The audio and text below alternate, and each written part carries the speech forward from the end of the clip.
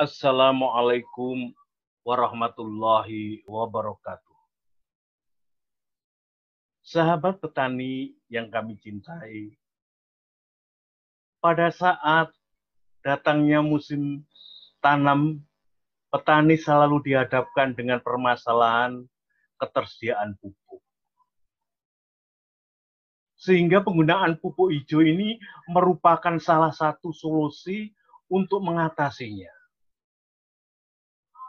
Penggunaan pupuk hayati dan pupuk hijau tidak hanya merupakan kebutuhan untuk pertanian berkelanjutan, tetapi juga cara budidaya tanaman yang ramah lingkungan dan layak secara ekonomis.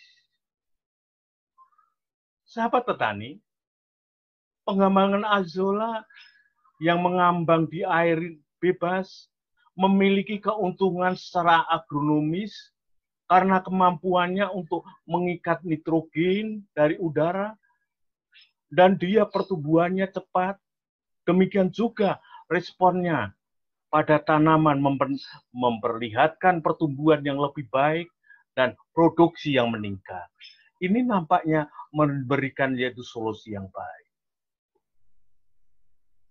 Sahabat petani, lalu syarat apa bahan tanaman yang baik untuk pupuk hijau itu? Yang baik untuk tanaman pupuk hijau itu di samping sukulen, lunak, kandungan haranya tinggi, baik kandungan nitrogennya maupun yaitu juga CN rasionya rendah. Sehingga apa? Mudah dirombak. Dan dalam waktu yang singkat dapat menyediakan biomasa yang tinggi. Dan nampaknya azolla mempunyai atau memenuhi syarat-syarat di atas. Azolla ini pertumbuhannya sangat cepat di dalam air. Waktu penggadaan biomasa azolla juga sangat cepat pula. Di mana pertumbuhan cabang samping sampai menjadi azolla pinnata ini hanya memerlukan waktu 10 sampai 15 hari. Maka cukup prospek untuk dikembangkan sebagai pupuk, yaitu hijau. Sahabat petani, lalu bagaimana kemampuannya untuk menyediakan biomasanya ini? Hasil penelitian menunjukkan bahwa bibit azolla pinnata ini sebanyak 0,5 ton yang disebarkan pada hamparan seluas 1 hektar tanah sawah tentunya. Dalam tempo 2 minggu, maka bisa berkembang menjadi 20 ton per hektar. Hal ini menunjukkan bahwa dalam waktu 2 minggu saja, azolla pinnata ini telah berlipat menjadi 40 kali dari bibit awal yang ditebarkan.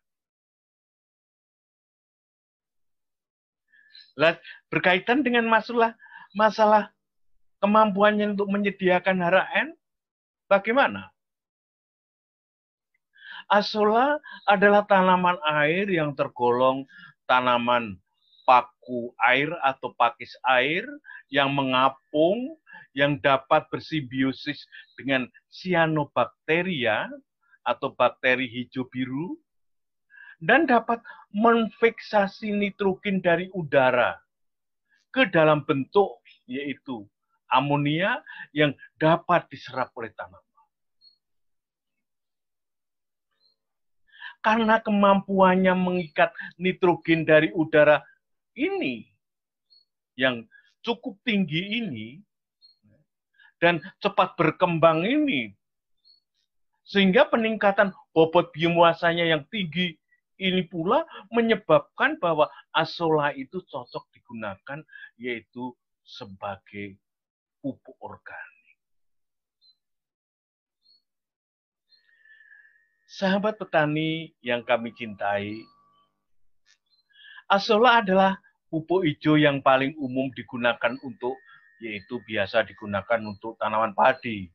Karena yaitu dia berkembang pada yaitu air, permukaan air. Dan pertumbuhannya adalah yang tinggi. Dan kemampuan untuk mengikat nitrogen ternyata juga tinggi. Dan kemampuannya untuk menyediakan nutrisi dari tanah dan air juga cukup tinggi.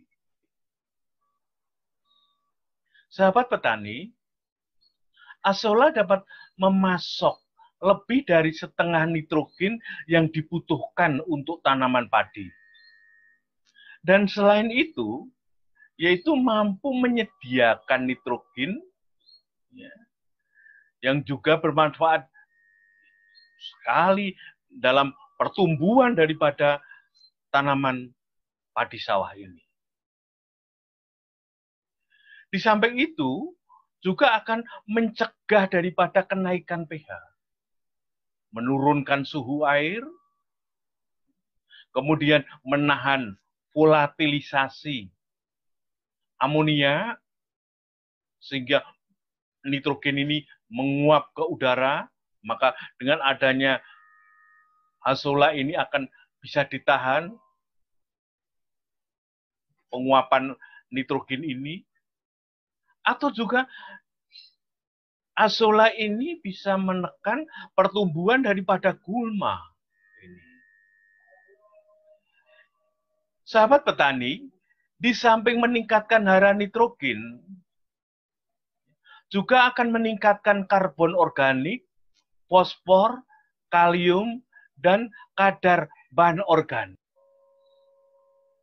Sahabat petani, biomasa azolla sangat tepat dijadikan sebagai pupuk organik.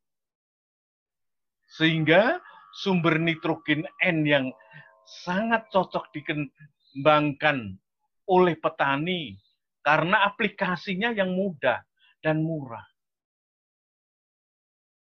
Penggunaan azolla pada lahan sawah bisa dengan disebar langsung ataupun dibenamkan. Azolla ini kandungan N-nya tinggi. Karena azolla ini membentuk simbiosis dengan bakteri pengikat nitrogen, yaitu dengan Cyanobacterium anabaena azolla yang ada di dalam rongga daun pakis ini. Maka dia mampu untuk mengikat daripada N2 dari udara. Sehingga kandungan N pada azolla ini yaitu cukup tinggi. Rata-rata sekitar 70 kg per hektar. Dan laju vegetasinya N2 yaitu sekitar rata-rata 2 kg nitrogen per hektar per harinya dalam siklus tumbuh, yaitu kurang lebih dari 40 hari. Cukup tinggi sekali. Sahabat petani, lalu bagaimana sekarang praktek penggunaan azolla ini? Azolla ditanam sebagai pupuk hijau yang dimasukkan sebelum tanam padi, yang sebelumnya diperbanyak dulu dalam lahan atau kolam, atau bisa sebagai tanaman tumpang sari dengan tanaman padi, sebagai tanaman sela yang dimasukkan setelah tanaman itu. Kedua praktek tersebut dapat meningkatkan yaitu pertumbuhan dari hasil tanaman padi. Sahabat petani,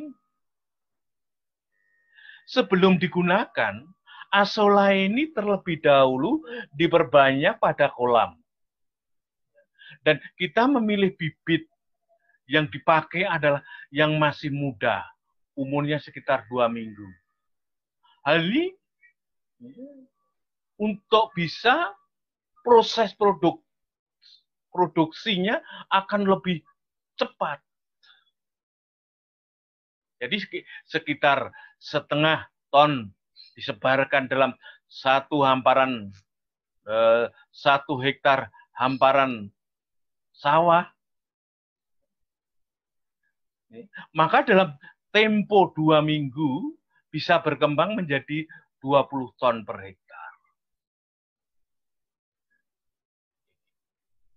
Sahabat petani, kemudian setelah jumlahnya cukup tinggi, asola yang disebar atau dibenamkan di sawah dengan frekuensi 4 kali, yaitu pada saat pengolahan tanah yang pertama, kemudian pengolahan tanah yang kedua, kemudian pada saat penyiangan ke-1 dan penyiangan yang kedua, maka dia akan memberikan respon yang cukup bagus.